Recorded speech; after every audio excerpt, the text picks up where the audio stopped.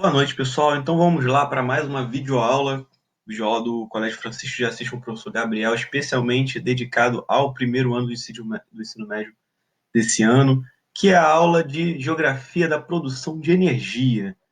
Então, o tema hoje é o tema de energia, que é um tema transversal, inclusive. O que seria um tema transversal, gente? É um tema que você tem tanto na geografia quanto em outras disciplinas também. Então, é um tema que é abordado nos vestibulares, nos concursos também, o ERJ, Enem, como todos os outros CEDERJ também, e é abordado tanto na geografia quanto em outras matérias, física, história, química, tudo você aborda a produção energética também com seus olhares de cada matéria. Então vamos, primeiramente, a um histórico desse tema. Vamos lá.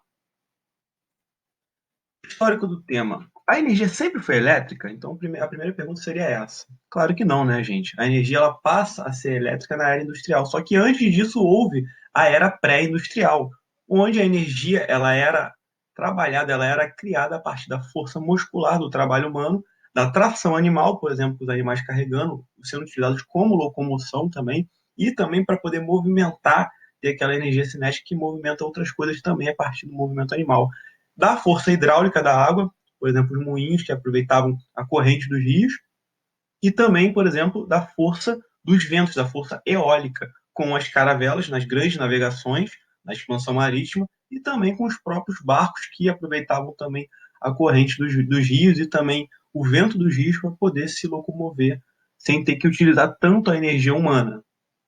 E aí isso tudo muda na era industrial, com a primeira revolução industrial, onde a principal fonte de energia passou a ser o carvão. E aí vocês começam a lembrar, inclusive, daquelas locomotivas, né? Da queima do carvão como produção de energia na primeira revolução industrial.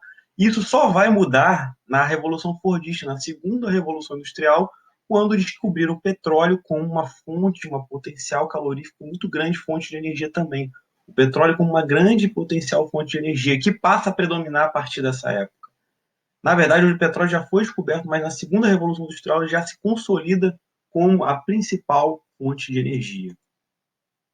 E aí, antes de tudo, vocês têm que entender que fontes de energia são diferentes de matriz energética. A fonte de energia é aquele recurso que você encontra na natureza que é utilizado para o tipo de produção industrial energética. Então, a gente vai cada vez mais destrinchar isso. As energias se classificam em renováveis e não renováveis. Aquelas renováveis são aquelas sustentáveis, aquelas que podem ser repostas. A energia eólica, a energia solar, biocombustíveis também é um exemplo de energias renováveis. A energia eólica seria aquela dos ventos, já adiantando, a gente biocombustíveis com etanol e com biodiesel. E a energia hidráulica, que pode gerar tanto a hidrelétrica quanto, por exemplo, a maremotriz, que são energias através do movimento da água.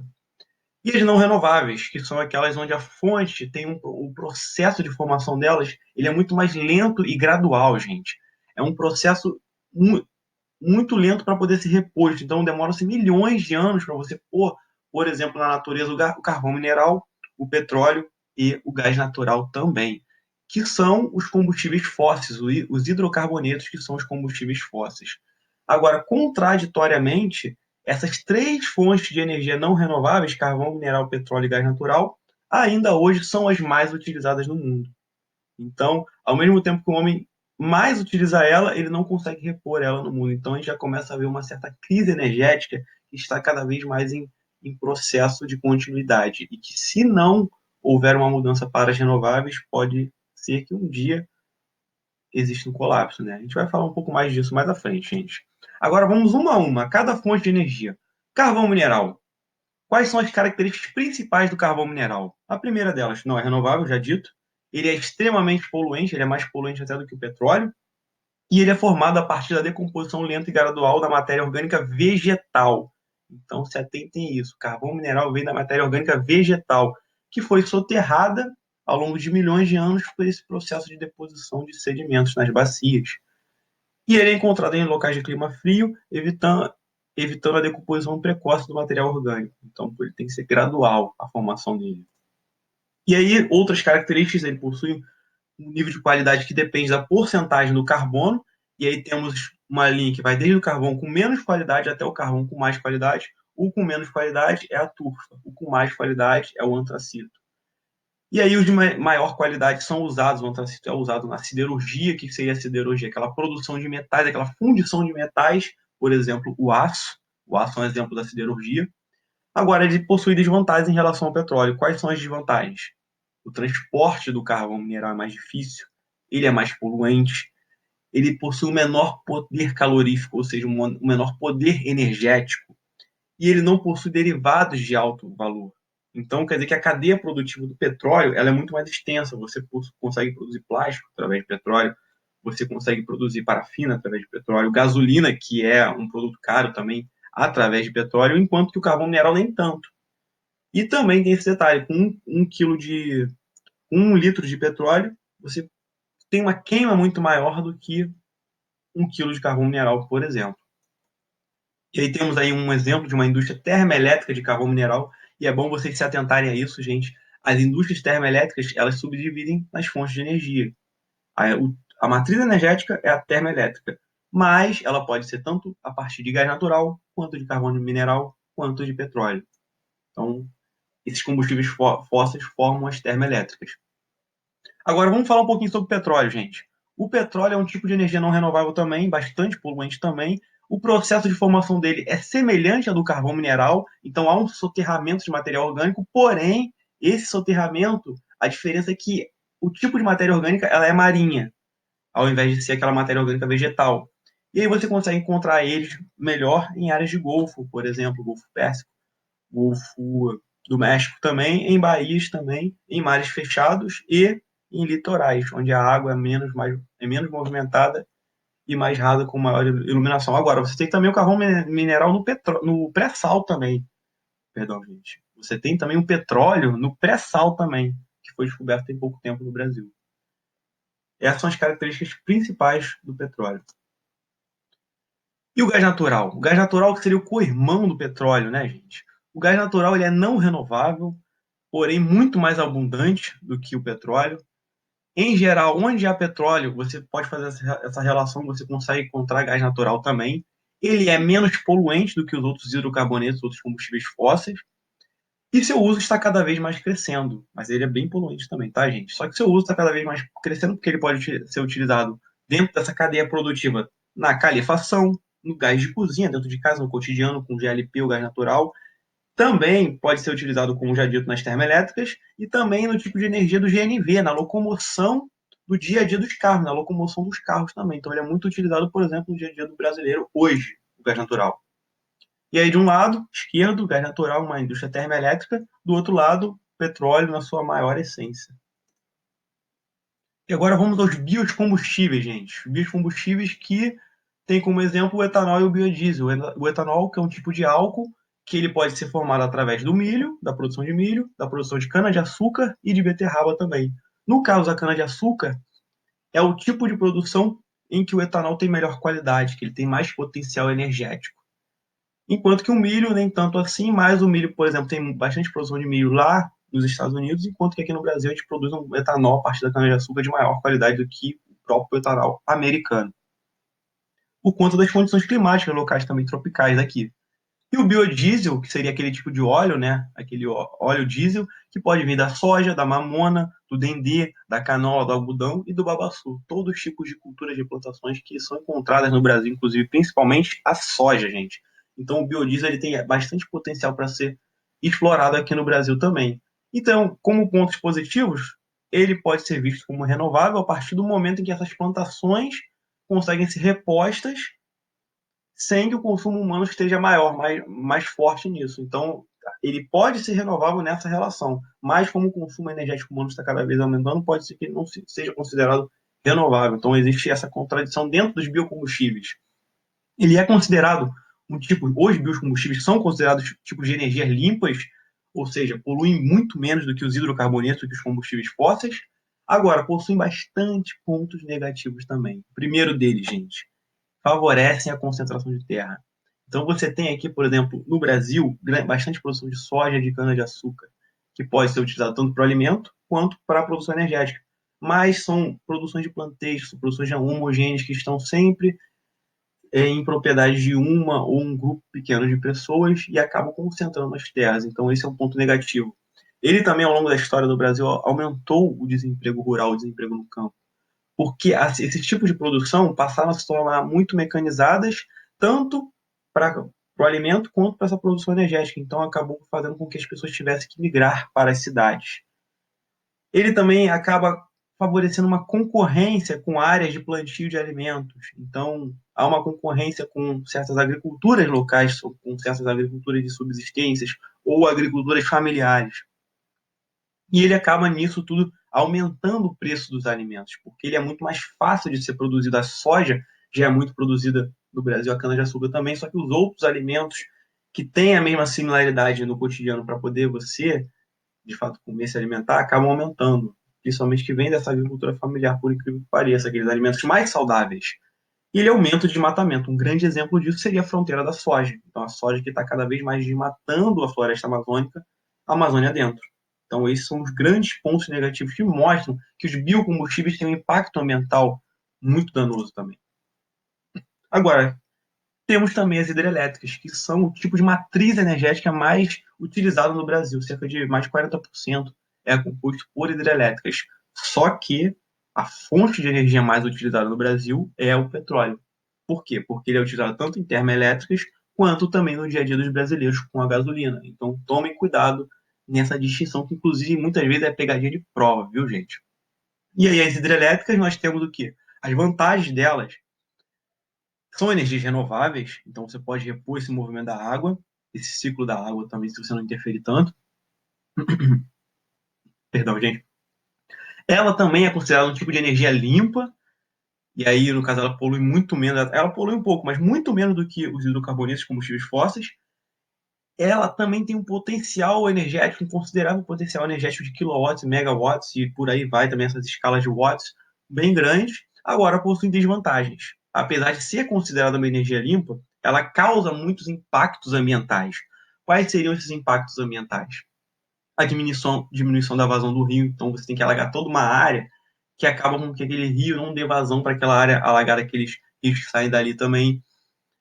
Ela reduz também a biodiversidade local por conta desse alagamento também. Ela acaba, por conta dessa umidade que acaba aumentando por conta daquela água, ela acaba mudando o microclima local também, o ciclo da água local, e ela acaba favorecendo a eutrofização e o empobrecimento de certos solos ali adjacentes. Além de tudo, ela acaba deslocando populações ribeirinhas, populações que estavam ali naquele leito dos rios, que utilizavam para poder ter a pesca e que também plantavam ali naquele entorno, tem que se deslocar por conta daquele progresso, né? Por conta daquele progresso de produção energética que é o que a gente vê, por exemplo, na usina de Belo Monte, dentre outras usinas que foram instaladas no Brasil. E é interessante vocês observarem isso, que o Brasil teve uma mudança para as hidrelétricas, que eu vou falar um pouquinho mais à frente. Daqui a pouquinho, gente. E aí, também temos perdas de áreas agricultáveis dessas populações ribeirinhas e de outras também. Agora, a energia nuclear, que também se encontra no Brasil, gente. O Brasil também é produtor de energia nuclear. Ela é uma energia muito polêmica, porque ela possui grandes vantagens e desvantagens. Vamos falar primeiro sobre as vantagens. Quais seriam as vantagens da energia nuclear? É considerada uma energia limpa, apesar daquele material do lixo orgânico, perdão, do lixo nuclear, daquele material do lixo nuclear, ela é considerada uma energia limpa. Ela não emite CO2. Então, ela não polui a atmosfera com CO2. Por isso que ela é considerada uma energia limpa.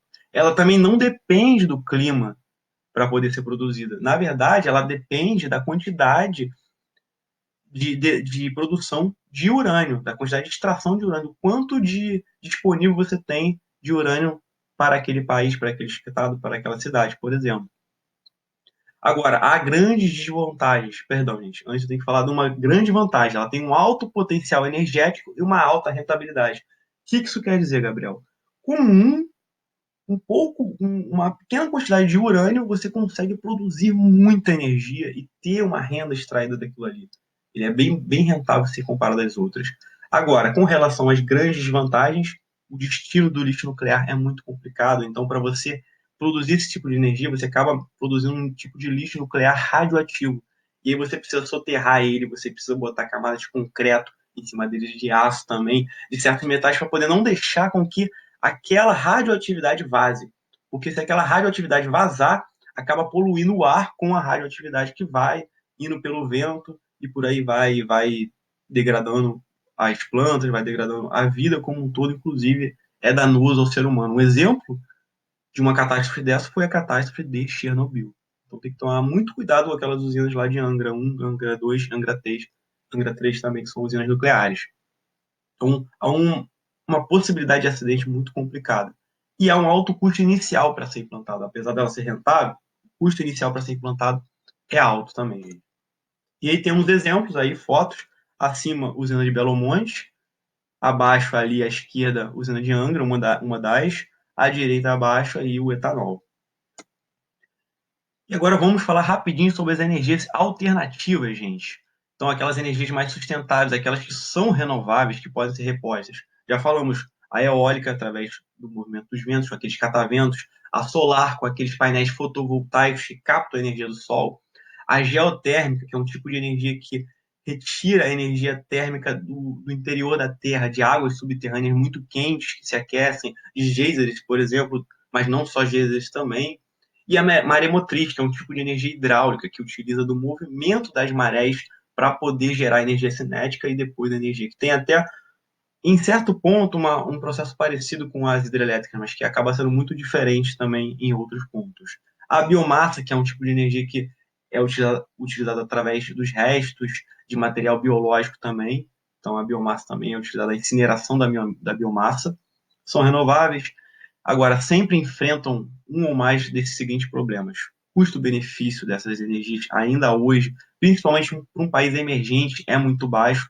Então, elas acabam sendo utilizadas mais por países já considerados desenvolvidos que podem investir bastante nisso. Agora, a energia solar, ela já tiveram estudos que mostraram que se você produzir, ela se conseguir produzir, instalar, você depois tem uma certa rentabilidade. Mas, para esses tipos de energias, você depende de certas condições locais e condições climáticas. Por exemplo, para a maré motriz, você precisa ter uma maré, senão você não tem como. Para a energia eólica, você precisa ter bastante vento ali, ventos constantes. Onde tem no Brasil ventos constantes? No Nordeste.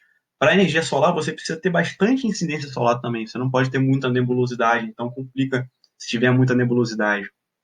E há também interesses econômicos escusos, conflitantes, que não querem que esses tipos de energia sejam difundidos pelo mundo, apesar de serem menos danosas do que os hidrocarbonetos, do que os combustíveis fósseis. A gente vai falar sobre isso agora. Mas antes, só para mostrar para vocês, embaixo, os painéis fotovoltaicos, né? Ali, logo na mesma foto, temos os cataventos da energia eólica também. Ali à esquerda, acima, nós temos o tipo de energia da maremotriz, como que ela é feita. E à direita, acima, nós temos a geotérmica. Agora, vamos falar sobre essa geopolítica do petróleo, que inclusive influencia muito nessa produção de energia. Então, se 60 para 70% da produção mundial é a partir de petróleo, gás natural e carvão mineral, como que as pessoas que são donas desse tipo de produção vão querer que tenha um concorrente melhor e mais sustentável no mercado? Então, essa é a pergunta que eu lanço, gente. A gente mostra, vê que a gente acaba trazendo uma certa crise energética que é feita a partir de interesses conflitantes entre os concorrentes renováveis e não renováveis.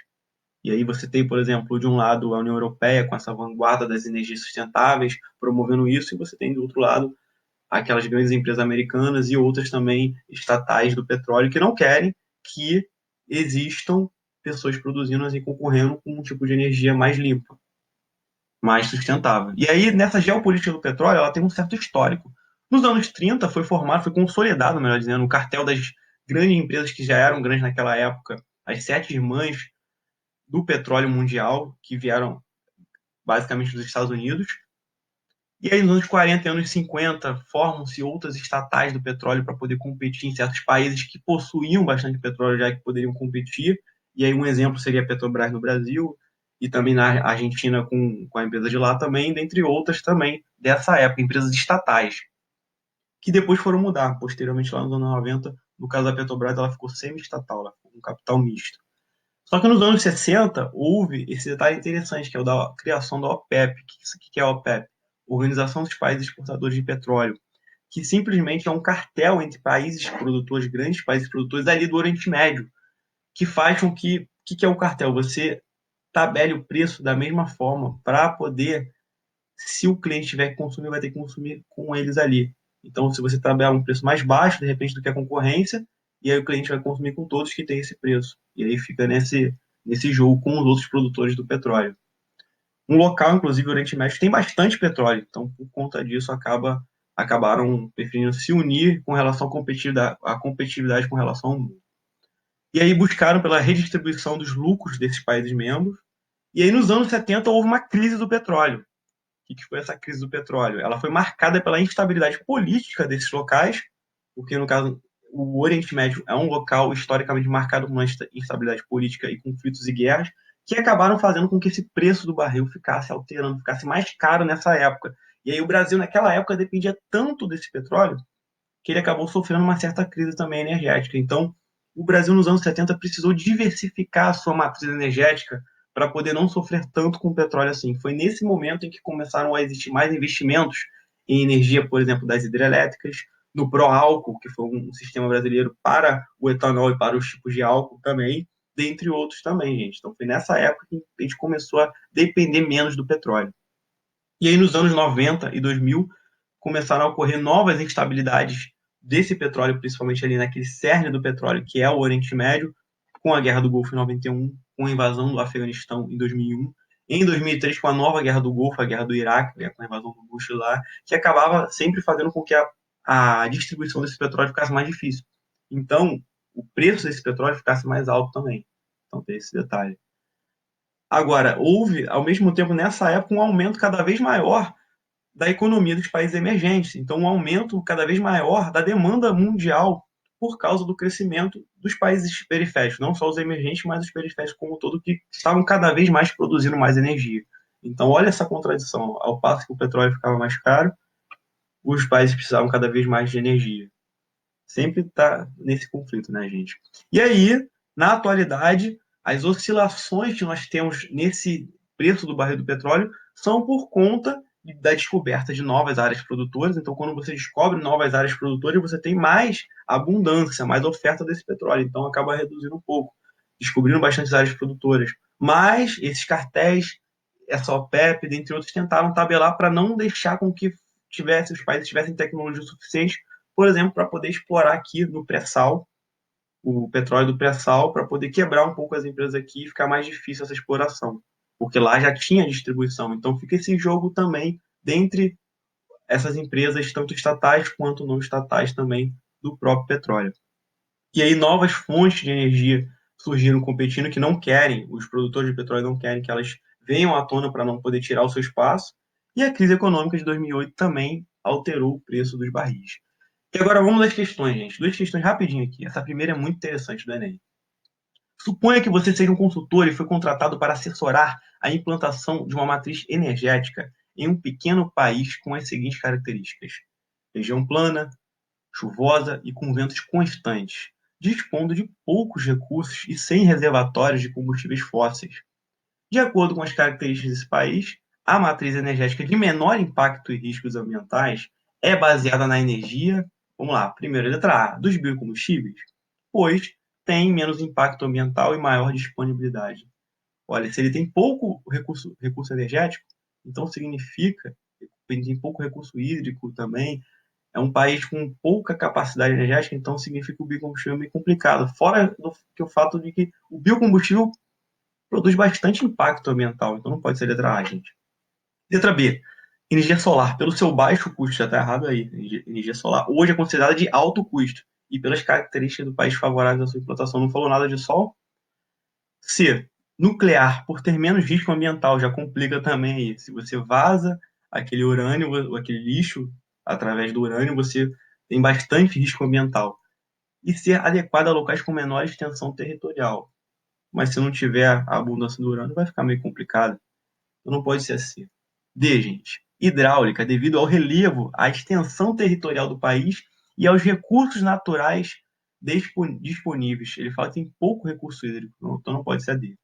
Eólica, pelas características do país e por não gerar gases de efeito estufa nem resíduos de operação, que é uma característica da energia eólica e que, de fato, a questão fala que tem bastante ventos, ventos constantes esse país. Então, a resposta para número 1 é a letra E. Aqui está o gabarito comentado, que vocês vão ter acesso também. Agora vamos à questão 2. Questão interessante do Cefet.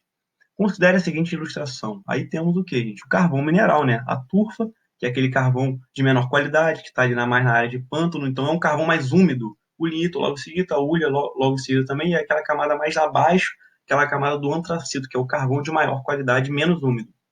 Então, com mais potencial calorífico. Então vamos lá, gente. Associou-se corretamente a face de formação do carvão às suas respectivas características em A. Lignito. A gente volta aqui, ó. Lignito, segundo. Apresenta baixo teor de umidade e dificuldade para queima. Seria o segundo, não é tão baixo assim, né? Então já está errado aí. B. Hulha. Data da era Cenozoica e possui concentração significativa de carbono. A hulha, apesar de possuir uma significação significativa de carbono, ou seja, um potencial calorífico, ela não data da era Cenozoica. Esse é o erro da hulha, da letra B. O erro da hulha foi ótimo, né? Enfim, da letra B. C. Turfa. Proporciona menos poder calorífico e possui camadas pouco desenvolvidas. Realmente, a turfa é a que menos possui poder calorífico e camadas pouco desenvolvidas. Então a C está bonita. Vamos ver o que está de errado na D e na E. Antracito. Corresponde à etapa mais recente e com maior capacidade calorífica. Não é a mais recente. Quanto mais soterrado ele está, mais esse carvão mineral é antigo. Então não é mais recente. É. Lignito. Formado tardiamente há aproximadamente 10 milhões de anos. Olha, o mais tardio seria a turfa, gente. E esses 10 milhões estão estranhos. Então seria a questão, a resposta para essa questão seria a letra C. Turfa proporciona menos poder calorífico e possui mais camadas pouco desenvolvidas. Vamos ao gabarito? Letra C. Exatamente. Então é isso, gente. Na aula de hoje a gente finalizou esse assunto de energia, que é um assunto muito interessante, muito importante, um dos assuntos mais importantes da geografia e de outras matérias também, como dito, um tema transversal. E aí vamos continuar a dar seguimento a esse conhecimento que não pode parar, né? O vírus parou a gente em casa, mas o conhecimento não pode parar, viu? Então continue estudando, estaremos juntos na próxima com mais videoaulas. Valeu, obrigadão.